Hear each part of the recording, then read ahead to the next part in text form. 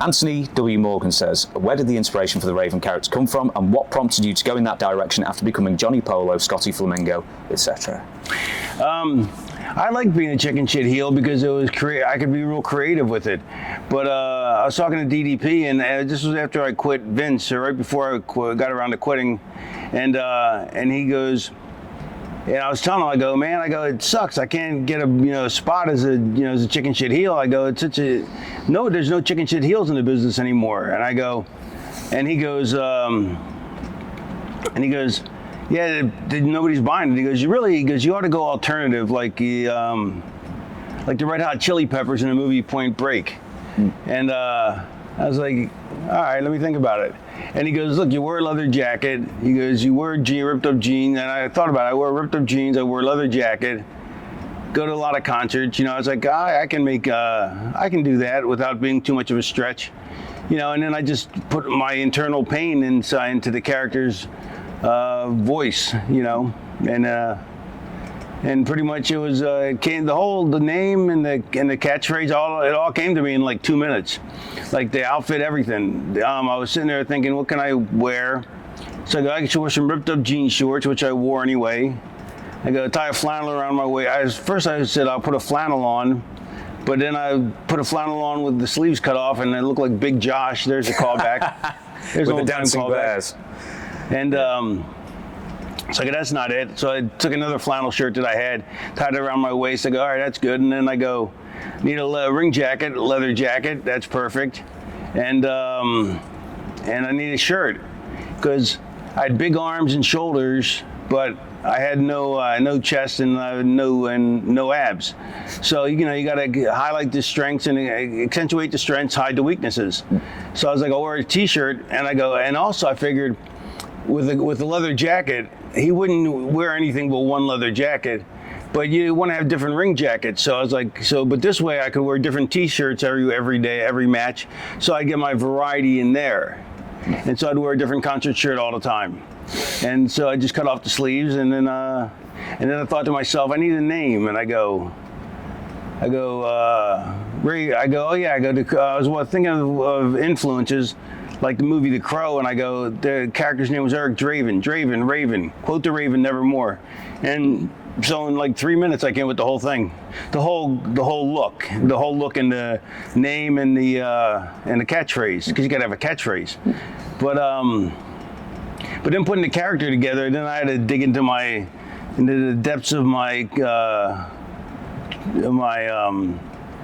personality and pull out, the pain. I can't remember whether this question was, but I will ask you now. With the band T-shirts, were you actually a fan of all the bands you wore, or did someone just provide the T-shirts, or did you pick them? Or no, some of the bands I liked, some of the bands I didn't like, but I liked the T-shirt. Some more people gave them to me and asked me to wear them, but for the most part. No, not for the most part. It all depended. Like Dinosaur Jr. I love Dinosaur Jr.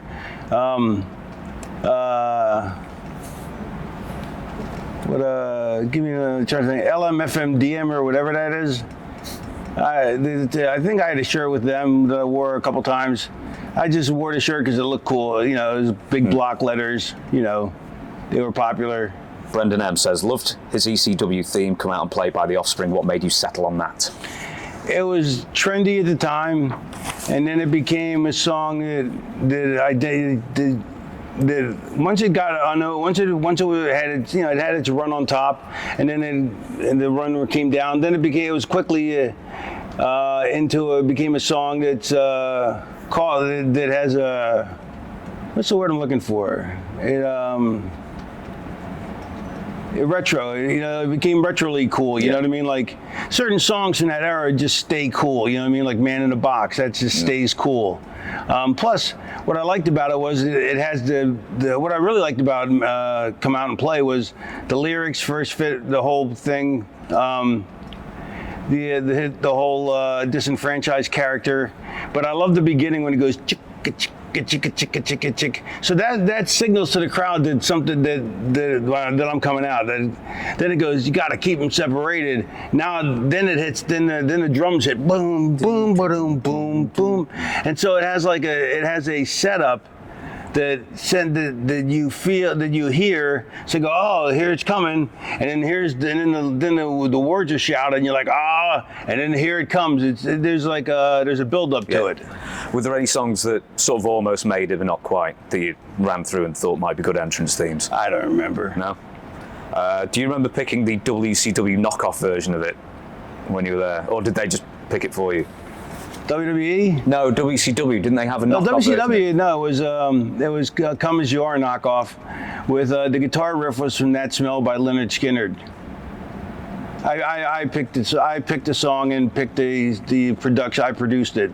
Oh, really? Well, Jimmy Hart ran all the buttons and stuff, but I go, all right, do this here, and then I go, at this point, I want the guitar lick from Leonard Skinner, That Smell.